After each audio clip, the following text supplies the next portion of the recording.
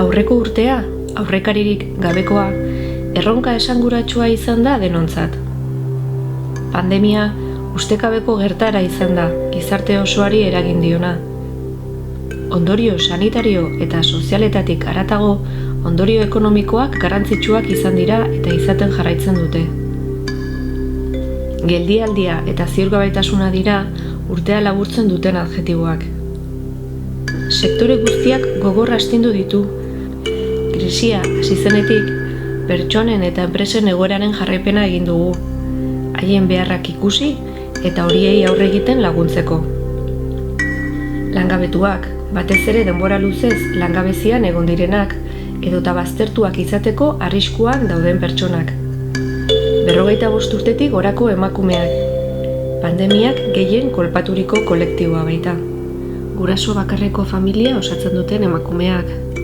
Errentaren bat jasotzen dutenak. Zainketen arloan lan egiten duten pertsonak. Kualifikazioa duten gazte langabetuak, atzerritarrak, kultura sektorekoak, haurrak eta gazteak eta beraien familiak. Merkataritza, ostalaritza, autonomoak, enpresa txikiak eta ekintzaileak, baita kontsumitzaileak ere. Guretzat garrantzitsuak diren kolektibo guzti hauek gogoan, aurtengo kudeaketa planean planifikatutako jarduerak eta proiektuak zabaldu eta murrizketa testuinguru batera egokitu nahi izan dira. Oarsoaldearen lantaldea, jarduera osoari eusteko eta egokitzeko izan duen gaitasuna azpimarratzekoa izan da. Une historiko bati egin diogu aurre, eta pertsonak eta enpresak bizi duten egoeraren larritasuna kontuan izanik, aurreko urteko jarduerek konpromiso handia eskatu dute oarsoaldea osatzen dugun pertsona guztiengandik. Indarberritzea, uste baino zailagoa eta motelagoa izaten ari da. Enplegua mantentzea eta egoera horri aurre egitea izan dira eta oraindik ere badira kezkarik garrantzitsuenak.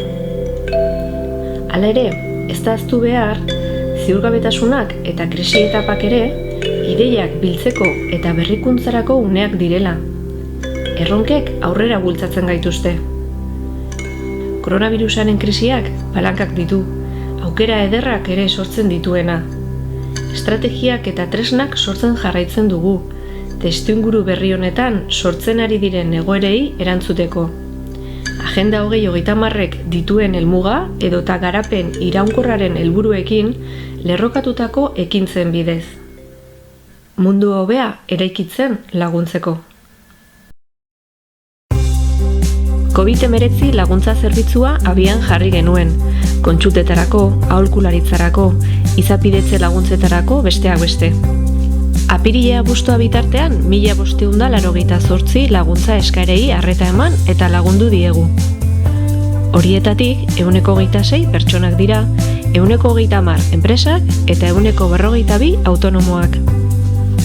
1140 kontsulta enpresek eta autonomoek egin dizkigute.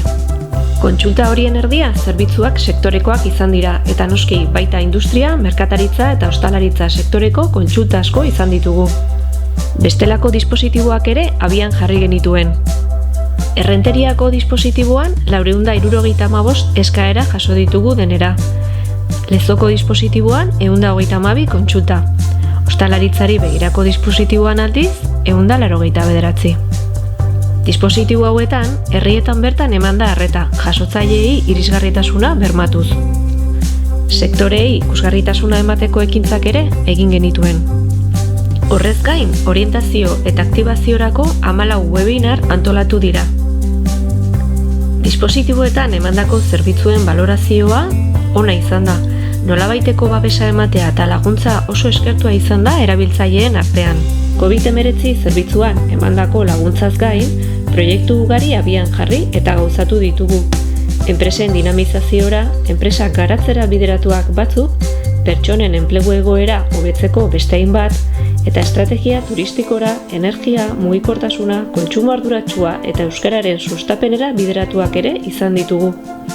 2020 urterako aurreikusiak genituen proiektuen gauzatzen maila altua izan da.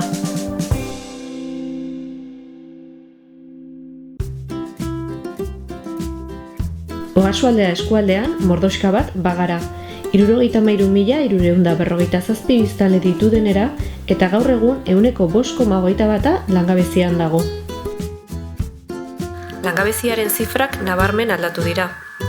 2019ko abenduan 9,9% izatetik, hau da 2012tik izandako tasarik baxuena, 2021ko maiatzean 10,50% izatera igaro da, hau da puntu bat igo da. Baztertuta geratzeko arriskuan dauden kolektiboen eragina bereziki garrantzitsua da.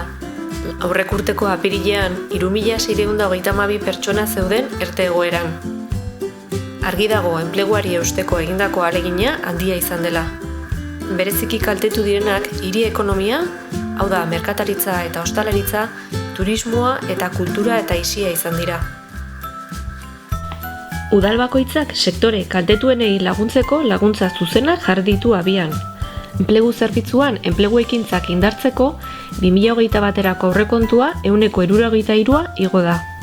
Kontratazio publiko programen bidez inoiz baino pertsona langabetu gehiago kontratatu ditugu. Aurrek urtean baino 126 gehiago. Enpresei eskualdeko pertsona langabetuak kontratatzeko inoiz baino kontratazio diru laguntza gehiago bideratu ditugu. Aurrek urtean baino 220 gehiago.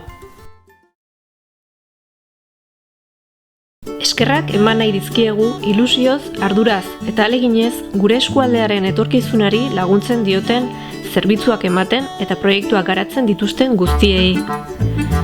Agentzia osatzen duten pertsona talde osoari, aurten giza kalitatea, maitasuna eta inplikazioa erakutsi baitizkiete.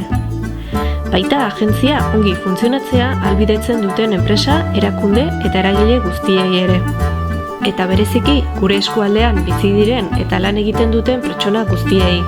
Are gehiago garai zail hauetan gure jardueraren arrazoia eta helburua baitira. Mila esker guztiei.